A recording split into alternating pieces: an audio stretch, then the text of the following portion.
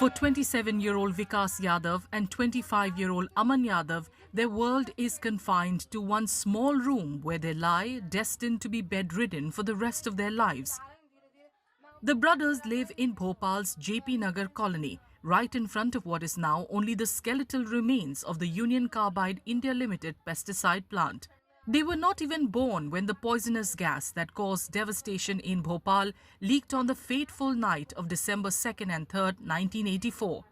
Born to parents who were both affected by the harmful impacts of the gas, Vikas and Aman suffer from physical and mental disabilities. Their mother, Sharda Yadav, is their primary caregiver, a role that has consumed her entire life. दिन भर ही हो जाता है, अभी खाने नहीं खिलाया, खाना माना खिलाएंगे, नहलाएंगे धुलाएंगे, सब अपन को करना पड़ती, कोई कुछ नहीं करता, ना उनके हाथ चलते ना उनके पैर चलते, देख तो रहे हो आप स्थिति, बस यही दिन भर इनमें सेवा सवा में दिन भर निकल जाता है, ना कहीं जाओ ना कुछ करो, रात भर भी सो नहीं पाते, रात भर भी लगे रहते हैं, जैसे दर्द होता है ऐसे चिल्लाते हैं, जैसे कहते हैं दवाई, बिल्कुल बोल नहीं पाते, अपन कोई समझना पड़ता, अपन कोई सुनना पड़ता, अपन कोई करना पड़ती देख के, इसीलिए हाँ सारों को समझने पर अपन पूछेंगे खाना खिला दें तो आप टाइम है अपन को खाना खिलाना है तो बोल देंगे, सिर्फ ऐसी मुंडी हिलाएंगे बस, वो कुछ नहीं बोलेंगे, ना मुंह से बोलेंगे, ना हाथ चलेंगे, ना पैर, कुछ नहीं. Like Vikas and Aman, thousands of children who are second or third generation descendants of the victims are still suffering from the effects of the poisonous gas.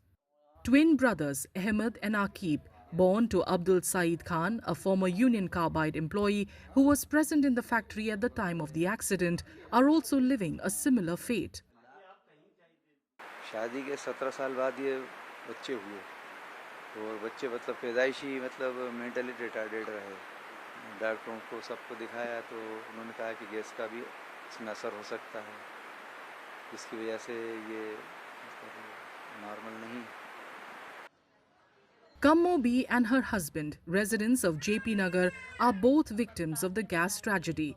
Although her 3 children survived without disabilities, they often remain ill, and her 11-month-old grandson was born differently abled. ये 11 महीने के हो गए हैं और इनको जो आँख के वजह से देखो आँख इनकी ऐसी हो गई, जो लड़की की आँख है तेरे से देखता और जो बैठ नहीं पाता है, जो खड़ा भी नहीं हो पाता, अपन पकड़ के खड़ा करेंगे ना, खड़ा नहीं होता है, ये अपन बिठा लो उसको तो रोता है बैठने में, हाँ पकड़ के बिठाना पड़ता है तो रोएगा कि कमर मम्मर क्या है क्या नहीं, हड्डी है इसकी बच्चे हैगा, हाँ और गर्दन भी इसकी टेढ़ी ऐसी सीधे नहीं कर पाएगा.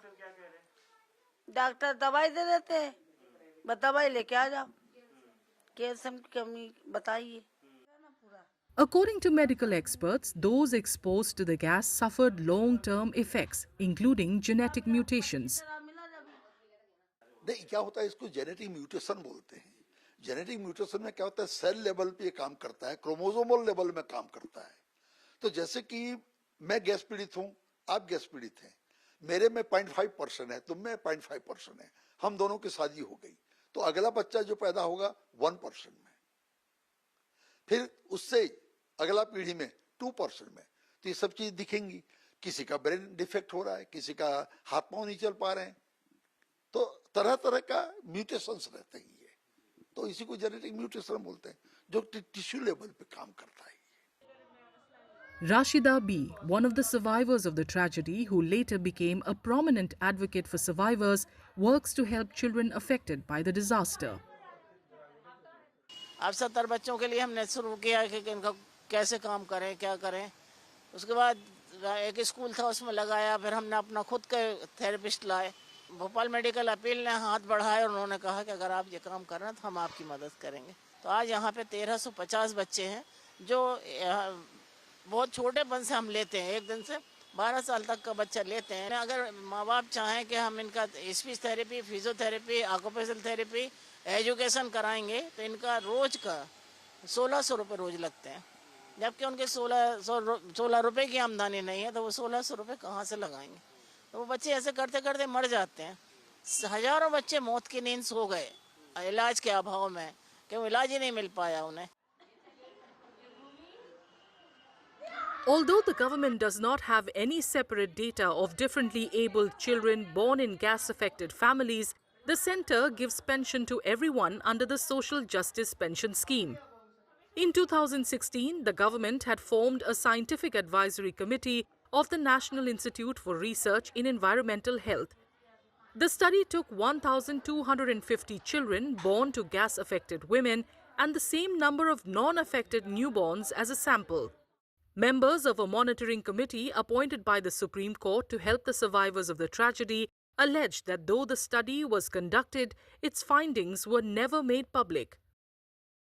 2016 और 17 के बीच में वो एक हॉस्पिटल बेस्ड स्टडी कर रहे थे, जहां उन्होंने देखा कि जो बच्चे गैस पीड़ित माताओं पिताओं को पैदा हो रहे थे और उनकी तुलना की उन बच्चों से जिनके माता पिता को गैस नहीं लगी है, तो उन्होंने ये देखा कि गैस पीड़ितों की प्रोजेनी में 7 गुना ज्यादा बर्थ डिफेक्ट्स हैं कंपेयर टू जिनको गैस नहीं लगी है। जैसे ही ये प्रिलिमिनरी फाइंडिंग्स आती हैं, ये पूरा शोध दबा दिया जाता है और ये भी बोला जाता है क्योंकि ये एक महत्वपूर्ण मुद्दा है, इसके बारे में हम कभी फ्यूचर में रिसर्च करेंगे। 2016 के बाद वो फ्यूचर आज तक नहीं आया है, वो स्टडी आज भी दबी हुई है। 1048 बच्चे इन्हें मिले थे जिनके अंदर जन्मजात विकृति थी, इन्होंने उनके साथ कुछ नहीं किया। 4 डिकेड हो रहे हैं और गैस राहत विभाग इंडिपेंडेंट फुल फ्लेज नहीं है। यहाँ पर सारे अपॉइंटमेंट जो हैं वो स्वास्थ्य विभाग से डेपुटेशन में होते हैं। उनका रिक्रूटमेंट का प्रोसीजर पूरा पुराना है, पीएससी और उसके जरिए है, और दूसरा प्रमोशन के कोई एस्पेक्ट है नहीं, चांसेस कम है यहाँ पे। इसलिए वो जो भोपाल में रहना चाहता है वही रहता है, और स्पेशलिस्ट जो भी रिटायर हुआ दूसरा अपॉइंट ही नहीं करते हैं। सरकार का बहुत ही उपेक्षित रवैया है। When approached, the National Institute for Research in Environmental Health declined to comment on the issue. Considered one of the world's worst industrial disasters, a toxic gas, methyl isocyanate, leaked from the Union Carbide India Limited pesticide plant on the intervening night of December 2nd and 3rd, 1984. According to government estimates, the toxic gas claimed 5,479 lives and affected more than 5 lakh people.